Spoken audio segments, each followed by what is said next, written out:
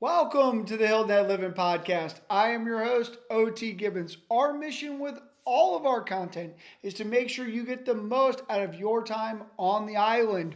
All the best places to go, all the biggest events going on, everything you need to know to get the most out of your time in Hilton Head. I am joined as always by the star of our content, my beautiful wife and co-host, Jessica Gibbons. How you doing, Jess? Hey. All right, on this week's episode of the podcast, we're going to be talking about things to do in Hilton Head this weekend. It's going to be Harbor Town weekend. We got the Heritage Classic going on.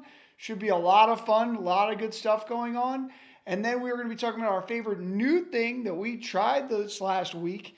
And we're going to be answering your questions as always. So with that, Jess, why don't we get into what's happening this week? Big week. Yes, well, as a reminder, we discussed it last week of the ladies' spring brunch that I am hosting at Sweet Al's and Cafe Al Dente in Caligny Plaza on Saturday, the 27th, April 27th, from 12 to 2. It will be mimosas, Bloody Marys, Aperol Spritz, coffee. Sweet Al's is going to do a platter of baked goods. Cafe Al Dente is going to have a platter of their food. It should be a great time, and you can buy your tickets. The link is in our bio on Instagram, or just message us, and I'll send you the link too if you're interested or you have any questions. Just message us, and I'll get back to you about it. It's also limited space because it's their little outdoor area, so we can't just fit tons of people on it. So it is limited, and it is a covered area. So if it's going to be a hot day, we'll still be cool. We'll be in the shade. So it should probably be like perfect weather, I'm hoping. Or if it rains, we're covered. So it's all good. So get your tickets. Yeah, buy your tickets. And then this week is basically all about heritage. That's nothing can override that. Nothing can beat going to than heritage. The whole family's going. You're going for the first time. Yes, excited. Yes, very excited. On Thursday, it looks like the weather will be perfect. So sunny and like 80 degrees. Awesome. Perfect day for it. I'm really excited for it. So I'll get back to you on my report of how it went too for the next week's podcast. Now to some events. There are a couple of events taking place. Very few. But on the 20th, Hilton Head is going to have their first night bazaar at the bank. There's been one at the Burnt Church Distillery in Bluffton, but this is the first time they're having it on Hilton Head. So it'll be Saturday the 20th from 5 to 8, and there'll be local artists there selling all their goods. You can do some shopping, and local artists too. And there'll be live music, and it's hosted by Low Country Maine. And then on the 19th to the 20th, Old Town Bluffton is having a spring fling weekend from 5 to 7 p.m. on Saturday and Sunday. And on Saturday, some of the art galleries are having demos. And on Sunday, restaurants will be having Sunday brunch. And some of the places will be open up later than they normally are, especially on Sunday. On the 26th, Bluffton is kicking off their Sunset Party series. So they have it once a month throughout the summer. And it is at the Bluffton Oyster Factory Park from 5:30 to 9:30, and it's $20 at the door, and you can bring your own lawn chairs to sit in, listen to great music, and there'll be food trucks there too. Sounds like a lot of fun. It does. We enjoy those kind of things, so maybe we have to check it out this year. We didn't get to it last year, so. Especially if they have 90s rock. We'll have to look up what kind of bands are actually playing. They have the names down on their website. On the 27th and the 28th is the annual art market at Honeyhorn, where the Coastal Discovery Museum is. So it's just a ton. I think it's about 200 plus local art vendors that will have all their goods out, and you can walk around shopping, and lots of food trucks too. So lots of food, lots of good art, and that's $5 at the door. You can buy the tickets online, or you can buy them when you get there too. And as we've said before, at Honeyhorn, the parking is very easy. There's tons of parking, easy to get in and out. They do a great job there. Okay, so let's talk about our favorite new thing that we tried this week. Jess, what was your favorite new thing that you tried? Well, I have two things. They're at the same place, so it's kind of the same. They're both music. On Thursday night, I went to the dueling pianos at the rooftop bar above Poseidon's. And it was a lot of fun. It starts at 7, so it's not too late. We had dinner there beforehand, and it's two guys that just do music on their piano. One will start a song, the other one would chime in, or vice versa. People request songs. People were dancing around. There was a little bachelorette party there. The guys were super entertaining and fun. And even, if they didn't know a song or it's not in their key, they'd be like, I need some help from you guys, and still just have fun with it. So even if they weren't great at the song, it was still fun. A good time. We had seen these two guys before in a much more contained environment. I don't know if that's the right word, but we had seen them at the club. Little calmer environment. This was on like a Thursday night. At night, were they more lively? Yeah, so when we saw them, it was a little bit of an older crowd. This was a very, very mixed crowd. Like I said, there was a bachelorette party, younger girls, me in my 40s, and then there was people older too, and older, younger, in between, dancing around too, and everybody's having a blast. And like I said, the guys are a lot of fun. They're very entertaining. They bring it out in the crowd and stuff. So it's a lot of fun for all ages. And then the second thing on Friday night, back-to-back nights too. It's big for me going out 2 nights in a row. We saw Rock the 90s band at the rooftop. A blast. So much fun. My calves were sore the next day because I was jumping around for like 2 hours, 3 hours. I think at one point you were crying. You were so happy. You're like, I'm so happy. Yeah, I said I'm so happy I could cry. I was so happy I was. And yeah, I mean, that is wheelhouse for us. At one point, there was a guy, probably like 28 years old, who leaned over to me and he's like, oh man, you know all the words to this. And I was like, I lived it, man. This literally was my life. Like, these songs were, 98. I was a freshman in high school. You would have been junior in high school. It was like prime of life. So Yeah. like that's when I cared about, all that pop culture stuff that I apparently I saw something that low socks are now out again. Remember, like, for us, it was like high socks. You were like, you had to wear, like, you couldn't even see the socks. And I just keep up with nothing anymore. Anyway, it was awesome. Rock the 90s. The band was great. It's just like, it's completely up our alley. And if you liked that, it's like punk rock. They threw in some Gangster's Paradise. They had Ricky Martin. Remember that? It was Ricky Martin too, Livin' La Vida Loca. Like, that was definitely like a what? Oh, okay.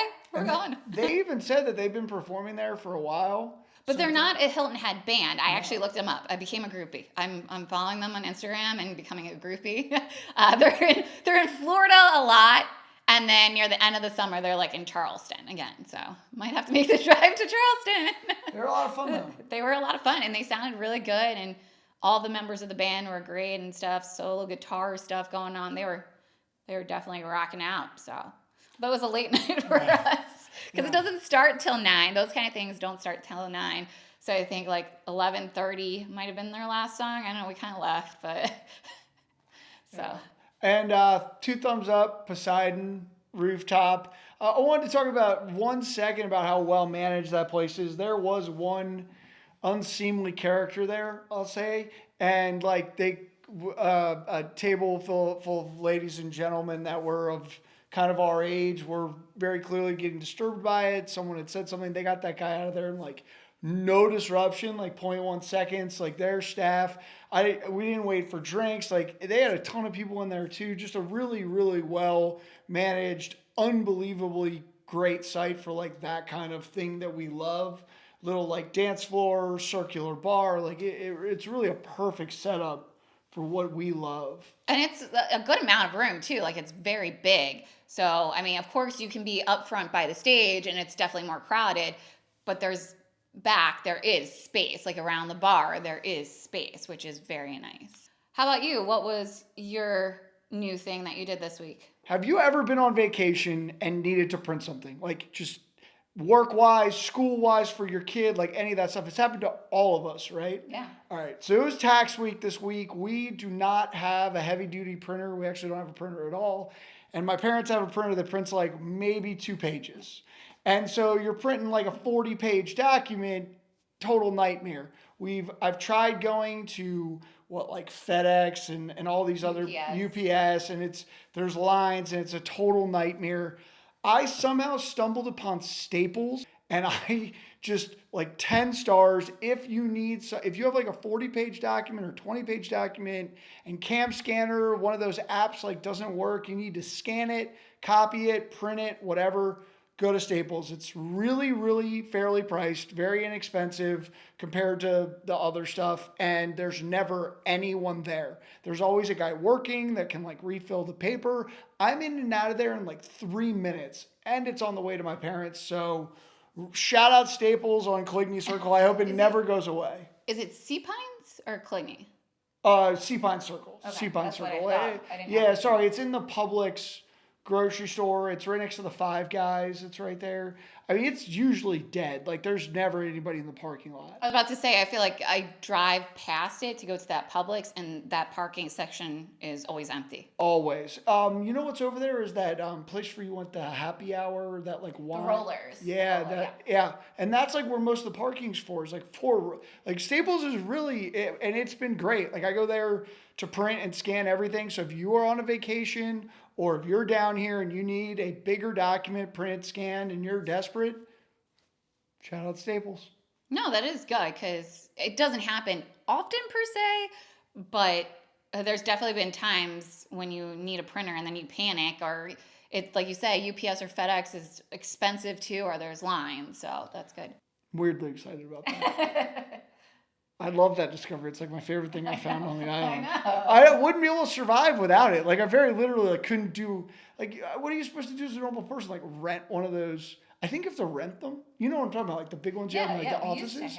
Yeah, like at your jobs usually have them. Like I think you have to rent them. So my other option is like go rent one of those things, and that's not happening. No. As always, we're going to answer the people, and the question we've been getting most frequently this week is, what are the best beaches in Hilton Head Island? So Jess, where should people go to the beach?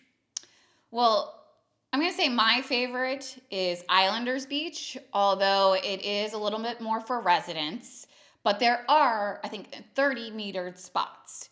So try it out. It doesn't hurt to try it out. It's on more the north side of the island. It's usually not as crowded. And then Dresden Beach is a little more on the northern side too. There's a lot of parking there too.